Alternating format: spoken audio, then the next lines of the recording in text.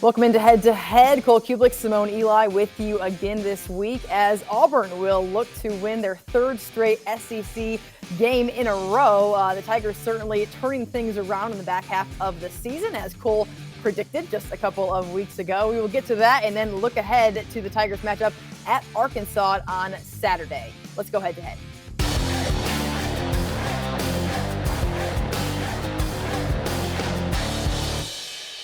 Welcome in, everybody. Auburn now one win away from bowl eligibility. And Cole, I got to hand it to you. You know college football better than a lot of people hanging out around not only this state, but all throughout the country.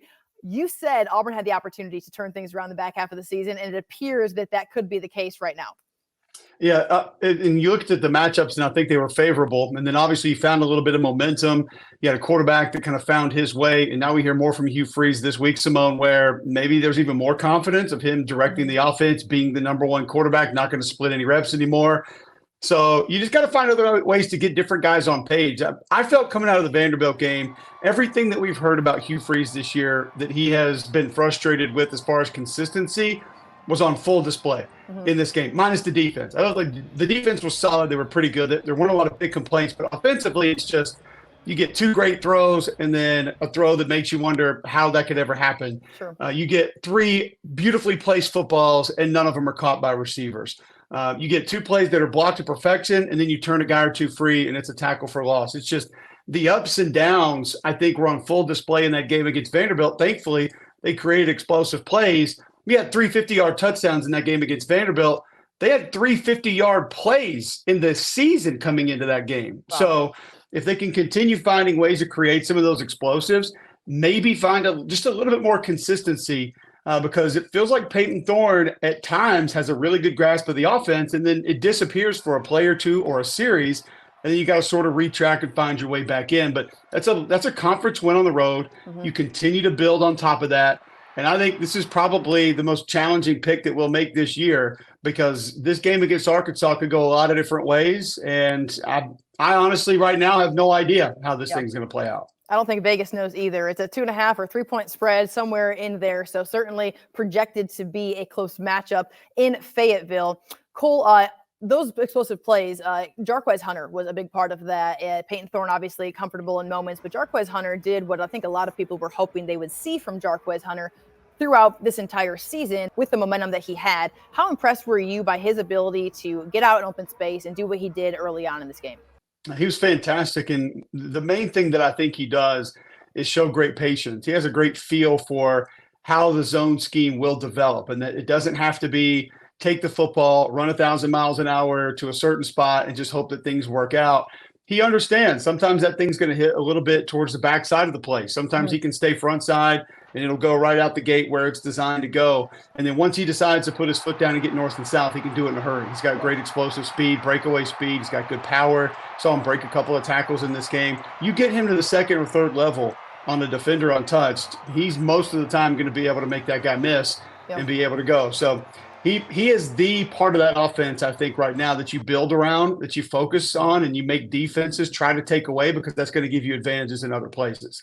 I think that when we talked a couple of weeks ago about Hugh Freeze kind of saying like the put up or shut up type, you all need to go out there, perform, do what you need to do. Talking to Payton Thorne about getting rid of the football, which you harped on every single week. I think it's finally being felt maybe throughout this entire offensive unit, not only at quarterback and at running back and special, but you're talking about guys who need to go out there and execute day in and day out. And it's not perfect, but like you alluded to, the improvement is certainly there. No, there's zero doubt that I think the overall conceptual grasp of what they're attempting to do has gotten better.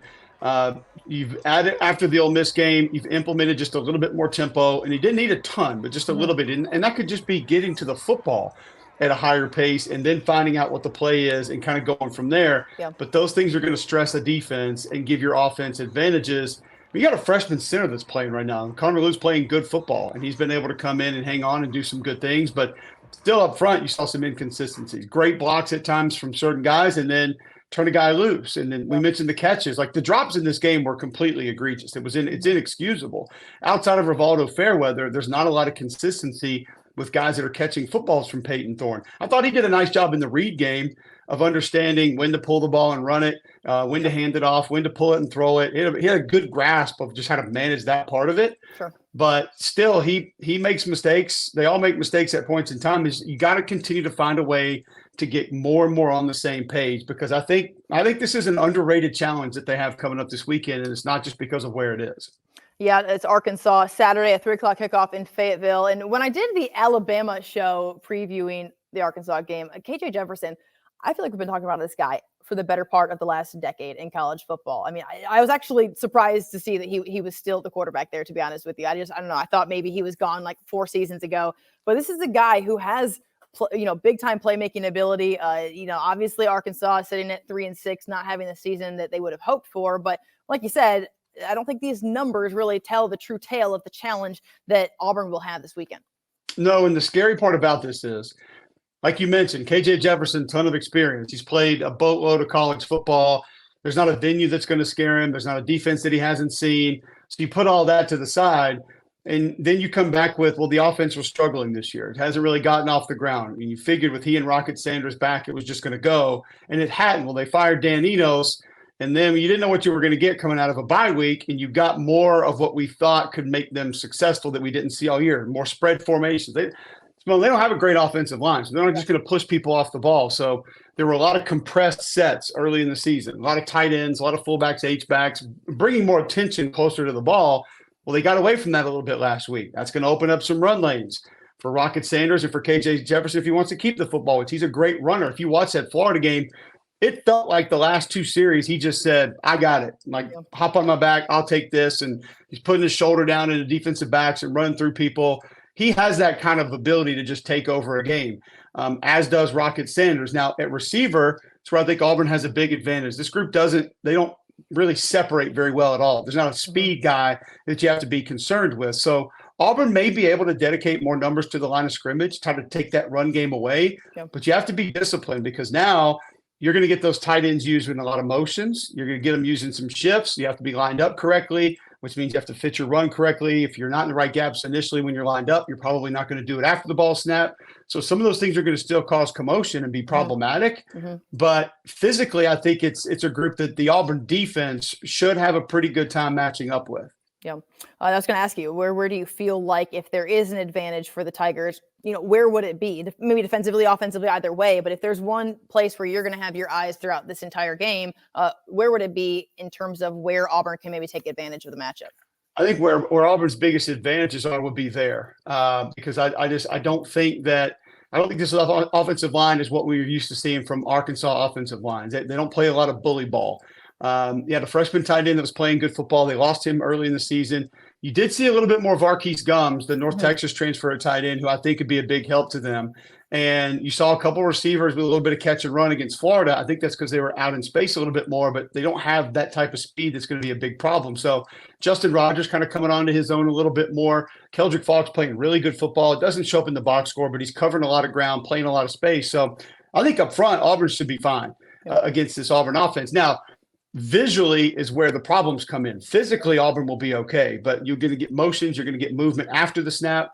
You can't allow that to take you out of the play. But I think overall, Auburn's defense has a chance to be very successful. The other side of the ball is where I don't feel so good. This is a really good defensive line. Landon Jackson's been in opponents' backfields all season. They have a heavy rotation inside that they can utilize, and they have 2 of the fastest linebackers in the SEC. When you see 28 run, I mean, he can get sideline to sideline. Mm-hmm. Their D coordinator, Travis Williams, he's going to have a little extra for this game. He's going to be pretty pumped up playing his school where he suited up and played football. They had some young corners playing early, so they're essentially not freshmen anymore. Sure. It could be a tough day for the Auburn offense. I think it really does even itself out. I feel that good about the Auburn defense as I have some concerns with the Auburn offense heading into this game.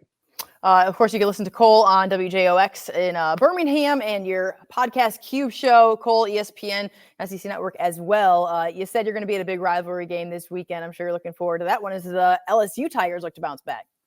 Yeah, big loss to Alabama, but we'll see who's going to play, who's going to suit up. I think that's probably the biggest question for LSU right now based on some of the injuries that they've had. Yeah. And you get a Florida team coming off that loss to Arkansas that we just mentioned. I mean, Billy Napier and his group, when you look what they have left on the schedule, they've got to find some wins somewhere because they're going to be tough to come around here in the last month of the season. But that's been a very weird, interesting, fun, heated rivalry over the last couple of years, like not even on the field, but the administration's even kind of going at each other. So I'm excited to get in there and call it. I've never called this game before. Yeah, we will see. It's always fun in the SEC West. Of course, Florida coming in and playing LSU over here. All right, the big one we're talking about, of course, Auburn, Arkansas. You're going to put your perfect record on the line here today, Cole, because you have been spot on with all of your picks all year long for the Auburn Tigers. Where do you think this one goes? And I know it's not an easy one to pick. I think this is the most difficult Auburn game that I've picked this year, just as far as which direction I think it could go. Because I do think that there are multiple avenues for each one of these teams to sort of find a way to win. That's a lot of momentum that Arkansas just picked up with that win in Gainesville, a lot. Because one thing that I had noticed about that team, I had their game against Ole Miss a couple weeks ago. Like, they had not shut it down. They weren't quitting on Sam Pittman. They play hard. And I do think that the one thing that Auburn brings to the table offensively that can help is a little bit of that tempo and some of the eye violations that they will present. A lot of the read plays, a lot of the motion plays, a lot of east-west that you'll see. Hugh Freeze has done a really good job of implementing pieces of that have been working. I think that can take that second level out of the game. I think you lean on Jarquez Hunter and you find a way to get a score to. I think this game's good. Whatever the over, I don't even know what the total is, but I would play the under right now, whatever it is. So I think both these defenses find a lot of stops in this game. I'm going to take Auburn 17-14 in like a very low scoring game, kind of a grinded out style game on the road that probably defense gets a score somewhere, something along those lines. I just think Auburn keeps this momentum going, and Hugh Freeze probably has sold them what they have in front of them to be able to close the season out with. And Sam's group will be pumped up too, and they get them at home. But I think the earlier kicks always, help the road team just a little bit more. You get a night game, that's when it really leans the other way. But we've seen Auburn have success in Fayetteville recently. So I'll go 17-14 Auburn, and I don't feel great about it, to be honest with you. Well, I have similar score, 24-21. I think the Tigers will roll. And I think a big part of it, you can talk X and O's, you can talk a lot of things. I think momentum in any sport, but certainly college football is a huge thing. And Auburn has been able to figure out a few things offensively. They have gone on the road and won in the SEC. And so I think they'll continue that momentum. 24-21. Auburn over Arkansas is what I have. It'll be a 3:00 kickoff in Fayetteville, and we will see. Can Auburn become bowl eligible before playing an out-of-conference and then the Iron Bowl? It'll be a huge opportunity, certainly, for Hugh Freeze and company as they're turning things around there on the Plains right now. I want to thank our sponsor, the Alabama Cattlemen's Association. We appreciate you guys tuning in. For Cole Cubelic, I'm Simone Eli. We'll see you next week. Brought to you by Alabama Beef Farmers and Ranchers.